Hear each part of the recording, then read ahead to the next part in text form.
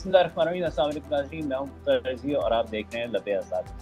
नाज़रीन, आज का हमारा प्रोग्राम है कराची इलेक्ट्रिक के हवाले से, जिसके अंदर इस वक्त म्यूनिसिपल टैक्स के हवाले से बहुत सारी चीज़ें पेशरफ में हैं और अदालत में भी ये केस मुख्तलिफ हवालों से चल रहा है। आरिफ शेख एडवोकेट हैं, इनकी एक प्ली है इस हवाले से कि जो टैक्स लगाया गया है इस वक्त वो गैर कानूनी है। आरिफ साहब, बहुत शुक्रिया हमारे साथ देने का। ये बताइए कि जो ये टैक्स लगाया गया है, तो बुनियादी सवाल ये बनता है कि क्या सूबाई हुकूमत को किसी भी ऐसे इदारे से जो कि रेगुलेटेड है एक वफाकी इदारे की तरफ से, तो क्या वो टैक्स लगा सकते हैं या नहीं लगा सकते, जो बुनियादी चीज़ यहाँ पे सामने आती है। और फिर उसके बाद अगर वो लगा सकते हैं तो जो तरीक़ाकार था इस टैक्स को लगाने का अचानक से, उसके बारे में थोड़ा सा बताइए। अस्सलाम वालेकुम। इसमें मुर्तज़ा साहब ये है कि हमें जो है वो टैक्स लगाने पे एतराज़ नहीं है। टैक्स जो है वो 2008 में मुस्तफ़ा कमाल साहब ने अपने एक के तहत लगाया था, जिसको MUCT कहते हैं। MUCT जो है उसमें वाटर बोर्ड भी और आपका जो है बाकी दीगर जो डिपार्टमेंट है जो SLGO के तहत काम करते थे, सिंध लोकल गवर्नमेंट के तहत काम करते थे, सिटी गवर्नमेंट का जो इदारा बना गया उसके तहत लगाया गया था। और उसमें जो है वो स्क्वायर फीट के हिसाब से लगाया गया था। इन्होंने उसको जो है थोड़ा सा मॉडिफाई ये कर दिया है। अब KMC के पास जब 2013 का एक्ट आया है, सेक्शन 96 है, उसमें लेवी के तहत ये जो है वो चार्ज क्रिएट करते हैं। उसमें कंजर्वेंसी एंड फायर टैक्स है, तो उसको उन्होंने जो है MUCT का नाम मतलब वही नाम यूटिलाइज करके यूज़ किया गया है बिल के अंदर, जबकि 2013 के एक्ट में इस तरह की कोई डेफिनेशन नहीं दी गई और इन्होंने जो है वो लगाएगा। हमें लगाने पे एतराज़ नहीं है, हमें जो तरीक़ाकार है प्रोसीजर के इलेक्ट्रिक के थ्रू लेने पे वो एतराज़ है। अब तमाम इदारे, हमारा ये था कि तमाम इदारे बंद कर दिए जाएँ। लोगों के साथ ज़्यादती कि कराची में जो है वो कंटोनमेंट बोर्ड भी काम कर रहा है, DHA भी काम कर रहा है। कराची की जो हदूद है KMC की, उससे बाहर गारो हब यहाँ पर भी के इलेक्ट्रिसिटी प्रोवाइड करता है, के इलेक्ट्रिक, और वो KMC की जुरिस्डिक्शन में नहीं आता, मगर ये वहाँ से भी कलेक्शन कर रहा है। इवन कंटोनमेंट बोर्ड के जो एरियाज़ हैं, मतलब कराची कंटोनमेंट, क्लिफ्टन कंटोनमेंट, फैसल है और क्या और भी दीजिए कैंट है, वो इसके KMC की जुरिस्डिक्शन में नहीं आता और ना उनका डायरेक्ट इख्तियार है, मगर वहाँ से भी मगर के इलेक्ट्रिसिटी प्रोवाइड कर रहे हैं। वहाँ से भी इन्होंने के इलेक्ट्रिक के बिल के थ्रू लेना शुरू कर दिए, जिसमें पहले जो लगाया गया था मुस्तफ़ा कमाल के दौर में, वो स्क्वायर फीट के हिसाब से जो बड़े मकान में रहता है उसके चार्जेस ज़्यादा थे, जो छोटे मकान में रहता है वो छोटे ज़्यादा थे। यहाँ इन्होंने जो है पर कंजम्पशन ऑफ यूनिट के हिसाब से लगाया गया कि जो आदमी जितने यूनिट कंजम्पशन करेगा वो लगाएगा। अब एक घर के अंदर 4 भाई रहते हैं, भले वो 20-80 गज का मकान है या 40 गज का मकान है, 4 मीटर लगे हुए, तो चारों मीटर पे सेपरेट MUCT के चार्जेस लग के आएंगे।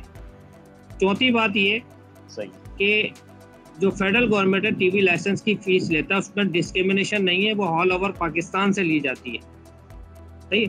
मगर के इलेक्ट्रिसिटी के थ्रू KMC ये जो चार्जेस कलेक्ट कर रहा है, ये सिंध गवर्नमेंट का इदारा है। यहाँ पर हमें अगर किसी से कोई गिरीबांस होता है MUCT के मुतालिक, तो के इलेक्ट्रिसिटी हमारी बिजली डिस्कनेक्ट करती है, क्योंकि बिल जो है वो सेपरेट कंडीशन में नहीं आ रहा, होल पूरा कंडीशन में आ रहा है, और हम उसमें 1 रुपया भी अगर माइनस करके जमा कराते हैं तो हमारी इलेक्ट्रिसिटी मुंतका हो जाती है, बंद कर दी जाएगी। जो डिस्क्रिमिनेशन है लोगों के साथ, पहले ही तो बहुत सारे चार्जेस के इलेक्ट्रिक के बिल में लग के आ रहे हैं, उसमें ये इंक्लूड कर दिया गया।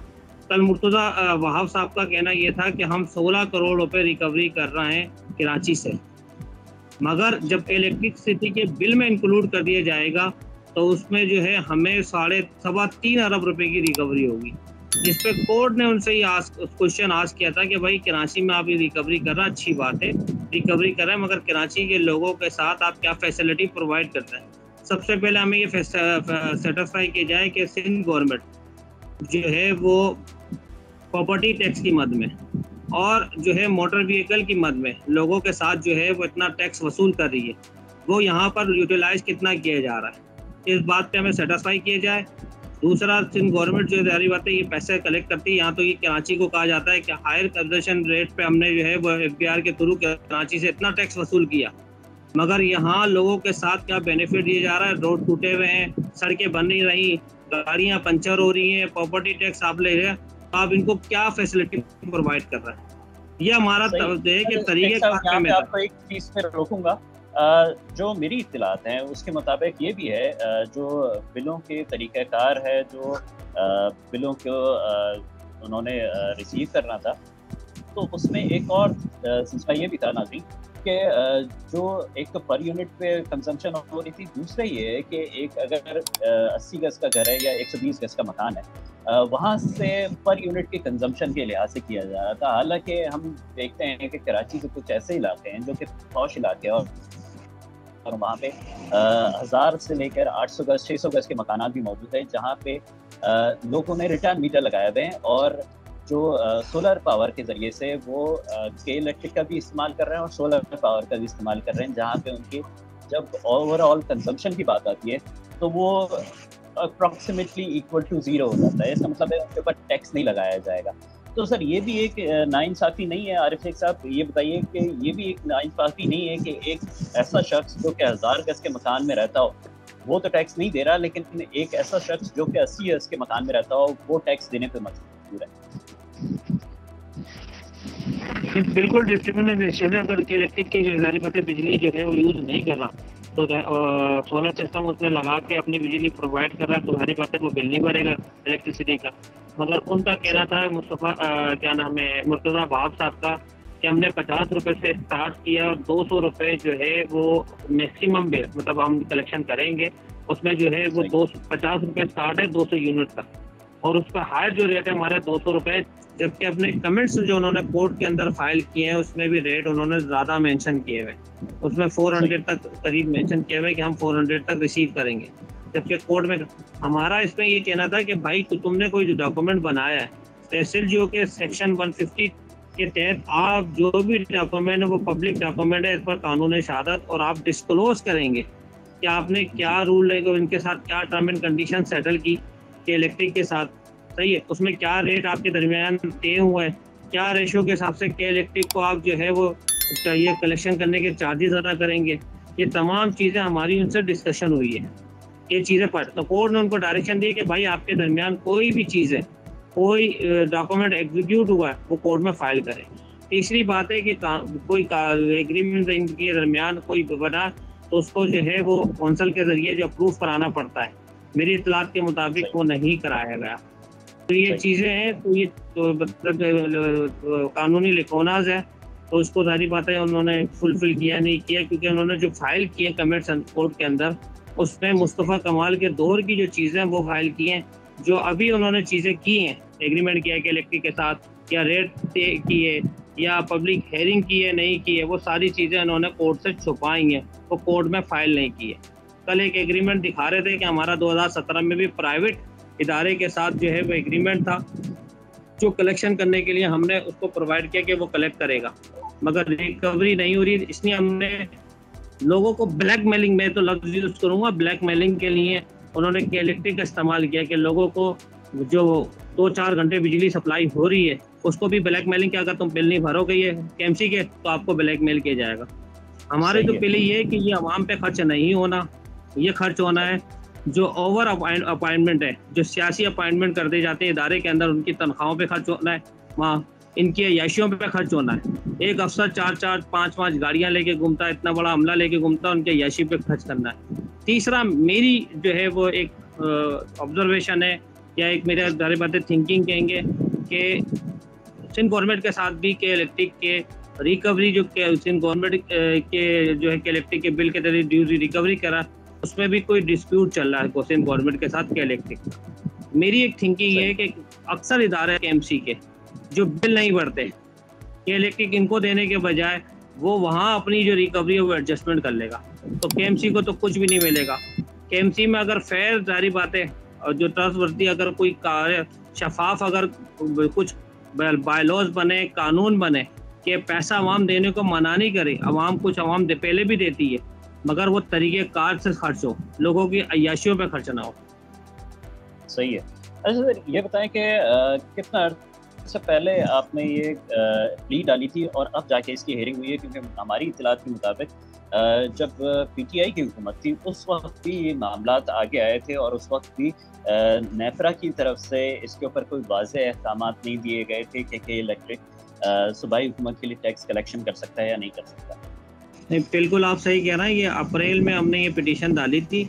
इससे पहले नेपरा के पास ये गए थे, वहाँ से नेपरा ने कहा कि दीगर जो टैक्सेस है वो ऑलरेडी कलेक्शन हो रही है इलेक्ट्रिक के बिल के थ्रू। आप अपने जो रूल रेगुलेशन, मतलब उनका साइलेंट है, उन्होंने जो है वो ना मना किया ना इजाज़त दी है। इस तरह की आप बात करेंगे, ना मना किया ना इजाज़त दी है कि आप जाके। हमारे भी कहना है कि रेगुलेटरी अथॉरिटी जो है इलेक्ट्रिक की नेपरा है। हमें कोई डिस्प्यूट पैदा होता है तो हम कंप्लेन नेपरा को करते हैं, सही है। और यहाँ पर जो एसएलजीओ की अथॉरिटी है वो सिंध गवर्नमेंट है उसके तहत, और उनके पास जो एक चैप्टर प्रोवाइड किया गया है कि भाई अगर ये रिकवरी नहीं होती तो रिकवरी लैंड रेवेन्यू एक्ट के तहत की जाएगी, इस तरह की जाएगी। सर अब क्या मौके तैयार किया जाएगा? 10 तारीख को दोबारा से हियरिंग, 10 अक्टूबर को दोबारा से हियरिंग का कहा गया है, अदालत की तरफ से जारी किया गया। अब आगे आपका क्या मौक़िफ़ होगा? और जो अभी आप सिचुएशन देख रहे हैं कि एक प्रेस कॉन्फ्रेंस की गई मुर्तज़ा वहाब एडमिनिस्ट्रेटिव कराची की तरफ से, और सोशल मीडिया पे उनके जो इस्तीफ़ा है उसकी भी बाज़गश नज़र आती है, तो ऐसी सूरत हाल में आप आगे चल के क्या देखते हैं? इस केस का फैसला क्या अवामी जो जज्बात हैं उनकी तरफ होगा? देखिए, अवामी जज्बात कोर्ट सारी बातें फैसला करती है कानून के मुताबिक। वो कानून देखेंगे, उसके मुताबिक फैसला करेंगे। लोगों के लोग जो है कोर्ट फैसला नहीं करती। और मुर्तज़ा वहाब ने भी जो है, मेरा कहना है, जल्दबाजी दी।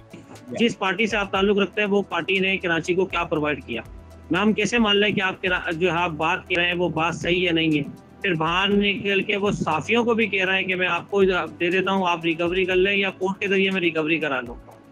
मतलब ये अल्फाज जो है वो चूज एंड पिक करने में एहतियात का बढ़ना चाहिए। कोर्ट के साथ आप ये बात करना, मतलब कोर्ट के थ्रू रिकवरी करा लें, तो यार इस तरह की बात नहीं करना चाहिए। तो तरीक़ेकार कानून में वज़ा किया हुआ तरीक़ेकार को इस्तेमाल करना चाहिए, अपनी मनमानियाँ नहीं करनी चाहिए, मेरा ये कहना है। सही। अच्छा, कोर्ट ने अभी इस फैसले के ऊपर जो है वो एक स्टे ऑर्डर दे दिया है कि आपके इलेक्ट्रिक आगे हियरिंग तक टैक्स कलेक्शन नहीं कर सकता केएमसी के लिए। अगली डेट आगे चल के जब फैसला इसकी हियरिंग मुझे लग रहा है कि बहुत ज़्यादा आगे चलती रहेगी, इसमें सवाल जवाब होते रहेंगे। क्या उस वक्त तक, जब तक के कोर्ट ने स्टे दिया हुआ है, इसका फैसला नहीं हो जाता, उस वक्त तक ये टैक्स कलेक्शन मज़ीद नहीं होगी? और अगर कोई सूरत हाल ऐसी बनती है कि कोर्ट केएमसी को कोई डायरेक्टिव देती है कि आप अपना कोई सिस्टम बनाए और रिकवरी के लिए और टैक्स कलेक्शन के लिए, तो ऐसी सूरत में आप क्या देखते हैं कि इलेक्ट्रिक के पास जितने भी अमाउंट जमा हुआ है उसको किस तरीके से रिकवर किया जाएगा? और उसको क्या केएमसी को दे दिया जाएगा या ये कि उसको आवाम को वापस रीइंबर्स किया जाएगा? नहीं, मैंने आपको शुरू में ये बताया कि ये जो एसएलजीओ है, सिंध लोकल गवर्नमेंट एक्ट जो है 2013 का, उसमें बराबर तरीके से कानून बनाया गया है। वहाँ लोग भी बैठे हैं रिकवरी करने के लिए, जो तरीक़ेकार है वहाँ दिया हुआ ऑलरेडी। कोर्ट ने इनको मना नहीं किया अपनी रिकवरी। कोर्ट ने जो बोला, तुम्हारे पास जो तरह का कानून है, तुम्हें वज़ा किया गया है, उसके हिसाब से जो तुम रिकवरी करते थे उस हिसाब से करो, कि इलेक्ट्रिक के बिल के थ्रू नहीं करो। कोर्ट ने मना नहीं किया इनको रिकवरी करने के, जो इनकी रिकवरी बनती है बिल्कुल करें, मगर इलेक्ट्रिक के बिल के थ्रू नहीं करें। बाकी जो है वो 10 तारीख को आज जमात इस्लामी वालों ने भी अपनी पिटीशन, हमने क्योंकि इंडिपेंडेंट कैपेसिटी में पिटीशन फाइल की थी, ये अपने ज़ाहिर बात है लोगों की पब्लिक इंटरेस्ट में फाइल की थी। तो अब जो है वो जमात इस्लामी ने किया, हाँ, जमात इस्लामी ने भी आज पिटीशन फाइल कर दी है और उसमें भी हमारी पिटीशन के साथ जो है वो क्लब कर दिया गया है। ठीक है नाज़रीन, ये है सूरत हाल के इस वक्त के इलेक्ट्रिक की तरफ से जो टैक्स कलेक्शन की जा रही थी, अदालत ने उसको होल्ड कर दिया है, उसके ऊपर स्टे दे दिया गया है और अगली पेशी तक, जबकि 10 अक्टूबर को दोबारा से इसकी हेयरिंग होगी। केस का मंतकी फ़ैसला आते आते जो भी सूरत हाल है कि इलेक्ट्रिक कोई भी टैक्स नया कलेक्ट नहीं कर सकती है, और ऐसी सूरत में जो केएमसी है शायद उसको अपने आप को बेहतर करना होगा, जो टैक्स कलेक्शन का उनका निज़ाम उनके बायलॉज के अंदर मौजूद है, उनके जो एक्ट्स के अंदर मौजूद है, उसको फॉलो करते हुए उनको एक मैकेनिज़्म बनाना पड़ेगा। और ना सिर्फ मैकेनिज़्म टैक्स कलेक्शन के लिए बनाना पड़ेगा, बल्कि पहले सहूलत देनी पड़ेगी, जो बुनियादी चीज़ है। जो लोगों का गम गुस्सा है वो इसी बारे में है कि अगर सहूलत नहीं दी जा रही है तो उसके लिए टैक्स क्यों कलेक्ट किया जा रहा है। बहुत शुक्रिया आरिफ शेख साहब, एडवोकेट हाई कोर्ट हमारे साथ मौजूद थे। आरिफ साहब, आपका बहुत शुक्रिया कि आपने हमें वक्त दिया और इस अहम मामले के ऊपर आपने हमसे बातचीत की। इंशाल्लाह आगे चल के आपसे इस बारे में और अपडेट्स ली जाती रहेंगी। नाज़रीन, आज की वीडियो में इतना ही। आगे चल के जो भी डेवलपमेंट इस लिहाज से होती है वो हम आपको उससे मुतला करेंगे।